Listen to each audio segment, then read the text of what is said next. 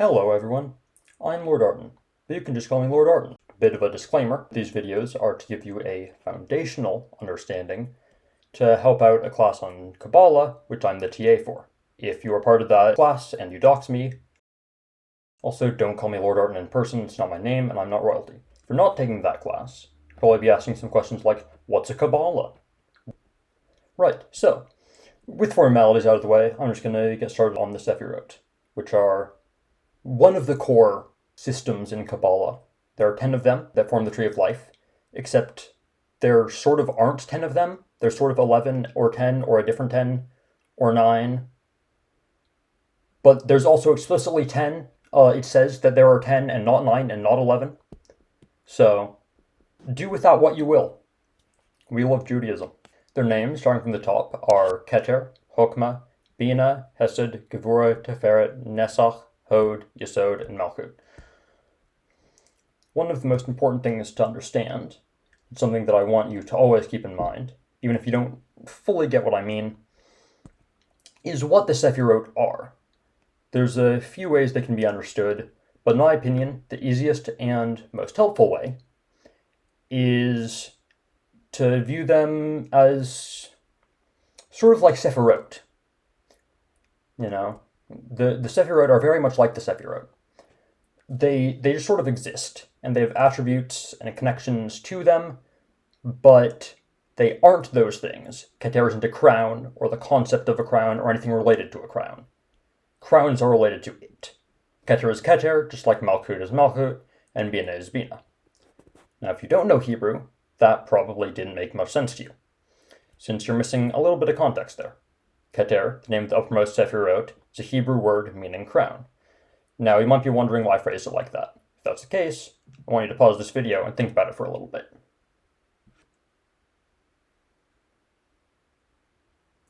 I use that phrasing because in this context, it would be wrong to say that Keter means crown, since it doesn't, like I said. Keter means Keter. With that said, translations of the names are still useful, so I will go into those, along with some other associations, right after I talk about our sponsor, me. Go follow me on Twitch. Followers are basically all I need to get monetized. Now that I've finished my advanced technique known as begging, it's time to get back to business. When I refer to the order of the Sefirot, I'm going to be counting top to bottom, right to left, the way you'd read Hebrew. So, starting from the top, what is that? We don't want this. Much better. I will move to the side to allow you all to gaze upon the Tree of Life. Keter, translated as crown, is the first and the highest Sefirah. Keter represents nothingness, not sort of nothingness that eats away at you, it's not depression, but it's the nothingness of complete and utter transcendence. I'll get into that concept, likely in a later video. Its associated color is that of an invisible yet blinding white light. Again, a lot of things, especially with the higher Sefirot, are a bit more abstract than the others. So we don't question how the light is white, but it's invisible, but it's also blinding. It just is, and we accept that. Chokmah, translated as wisdom, is the second Sefirah. It is associated with knowledge, intellect, the brain, and has connections to creativity and the creative impulse. Its associated color is that of a color which contains all colors. Now, again, we're not going to question this. If you know things about light, that's what white is. But it's not white, because that's a different one. And it's also the one before it, but it's also not. It's a color that contains all colors. It just is that. Judaism. Bina, translated as understanding, is the third Sefirah, is associated with emotion, understanding, and language. The colors associated with it are green and yellow. Hesed, translated as love and kindness, is the fourth Sefirah. It is associated with unconditional love, generosity, and grace. Associated colors are white and silver. It is also referred to as Gedula, which is often translated to mean greatness, but I believe more accurately would be translated to magnanimity, as Magnanimity literally means greatness of spirit, which means that both the literal meanings of the words and the conventional meanings of the words match.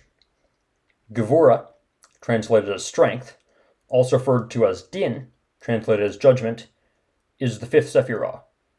It is associated with restraint, judgment, and the ability to set limits. It is also the source of demonic power. Go figure. Its associated colors are red and gold. Please note, even though it's the source of demonic power, it is not evil.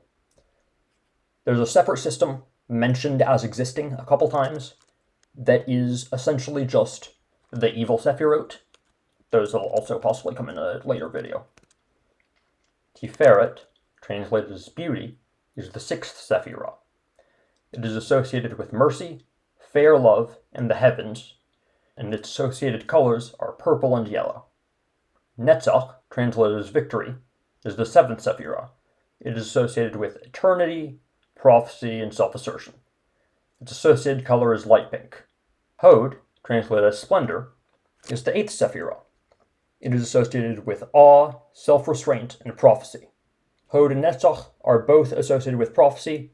It is an interesting thing to note. Generally, Sefirot that oppose horizontally are somewhat opposites, which we can see in self-restraint and self-assertion. I won't comment on it, just a thing to notice. Yesod, translated as foundation, is the ninth Sefirot. It is associated with passion, productivity, and fertility. It is also associated with fundamentality. Its associated color is orange. Now we get to the fun one. Malkut, translated as kingdom, is the 10th Sefirot. It is associated with the world that is. Its associated color is blue. And the most important thing about Malkut is that it has no attributes of its own. However, it is a vessel within which all the Sefirot exist and flow. It can be understood as being the portal through which the Sefirot and our world connect. It is also associated with Shekinah, the feminine presence of God. Those are the 10 Sefirot. There are many other associations with them, many other connections between them, many other things about the Sefirot that exist. However, this video will not go into them. It is just for the purpose of explaining the Sefirot. I will be creating further videos which will detail more about the Sefirot, more about the system of the Sefirot and how it can be interpreted, and also maybe going into some of my own ideas. I also might do some videos where I possibly go over some passages from a major Kabbalistic text known as the Zohar. For a centuries-old book written by a rabbi, it is fascinatingly good content. Like, subscribe, leave a comment for the algorithm, or don't. It's up to you. But I will see you in the next video. Maybe. I'm probably going to make a next one, but we will see. Bye-bye!